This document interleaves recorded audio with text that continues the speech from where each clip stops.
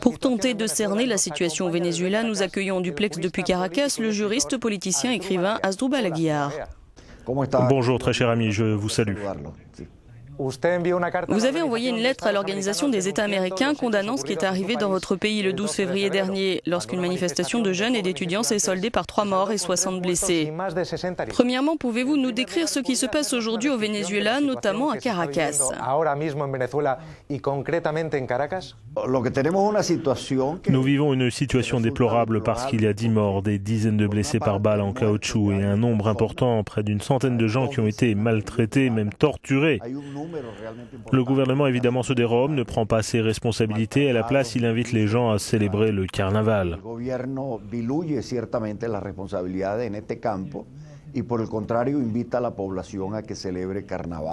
Quelle a été l'étincelle qui a mis le feu aux poudres?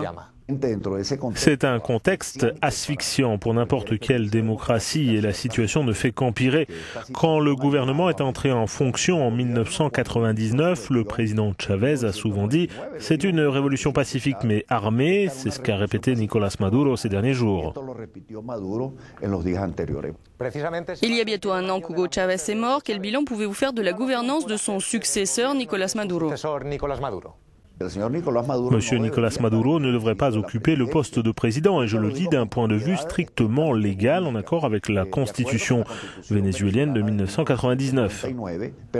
Mais la chambre constitutionnelle de notre Cour suprême, qui est complètement alignée avec la révolution et contrôlée par des juges proches du parti au pouvoir, ont manipulé le texte de la constitution pour accomplir les dernières volontés d'Hugo Chavez et ils ont tout simplement porté au pouvoir Nicolás Maduro comme c'était prévu. Depuis lors, ce qui est devenu clair, c'est qu'en 15 ans, ils ont gaspillé 1500 milliards de dollars, ruiné entièrement le secteur privé de la production en confisquant et en expropriant. Le Venezuela dépend des importations et la tragédie, c'est qu'il n'y a pas assez de liquidités, de dollars pour satisfaire les besoins nationaux.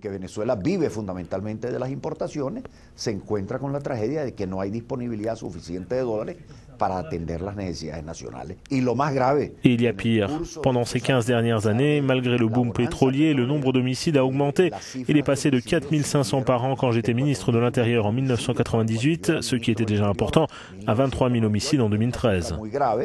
a 23.000 homicidios con los cuales cierra la cifra del año 2013. Le 13 février, vous avez demandé une réunion d'urgence de l'OEA, sachant qu'il y a des opinions divergentes dans la région sur la situation au Venezuela. Qu'attendez-vous de cette rencontre? Au-delà de l'attitude que peuvent avoir les gouvernements de la région, où l'on constate un affaiblissement profond de la démocratie, il est évident que le résultat de ces tragiques événements récents est l'effondrement total de la démocratie au Venezuela. Donc je suis optimiste à propos de cette réunion. Le vrai visage du gouvernement vénézuélien est apparu et le régime ne pourra plus se cacher.